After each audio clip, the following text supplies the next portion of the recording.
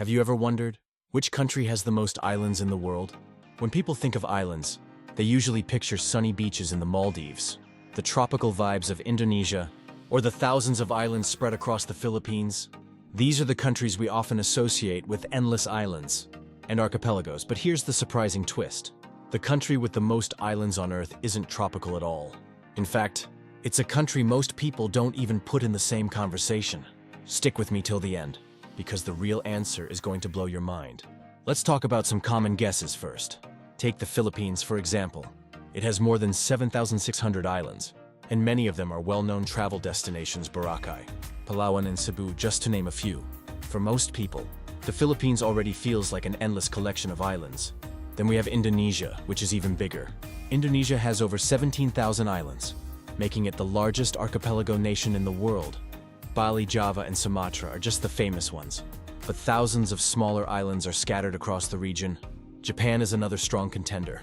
People usually know it as 4 big islands: Honshu, Hokkaido, Kyushu, and Shikoku, but in reality, Japan actually has around 14,000 islands, including tiny uninhabited ones.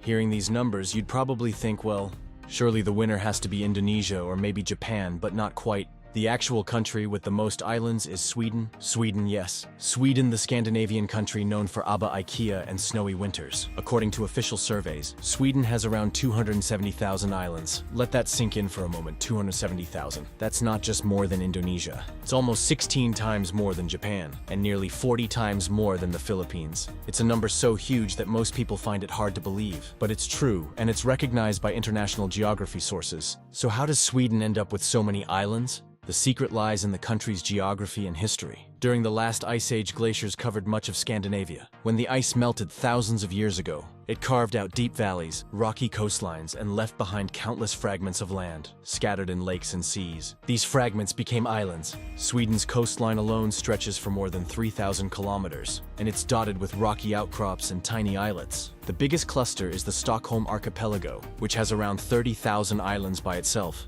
Imagine sailing through waters where no matter where you look, there's another little island on the horizon.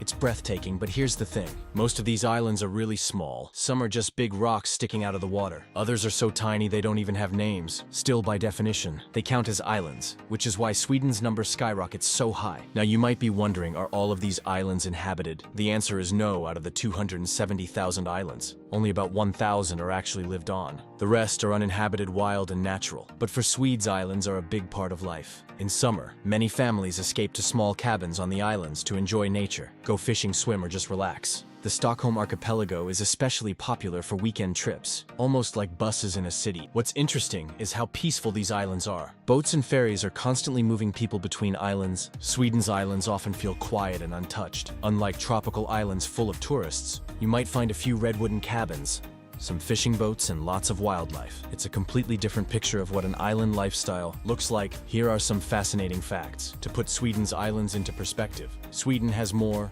islands than Canada, which is the second largest country in the world by land area. If you visited one new Swedish island every single day, it would take you more than 700 years to see them all. Many islands don't have roads or electricity. They're just pure wilderness. In winter, some smaller islands even connect to the mainland through frozen water, so people can literally walk or drive across the ice. So while tropical countries get more attention for their beaches, Sweden quietly holds the world record with its massive island count. So the next time someone asks which country has the most islands, you can confidently say it's Sweden with 270,000 islands.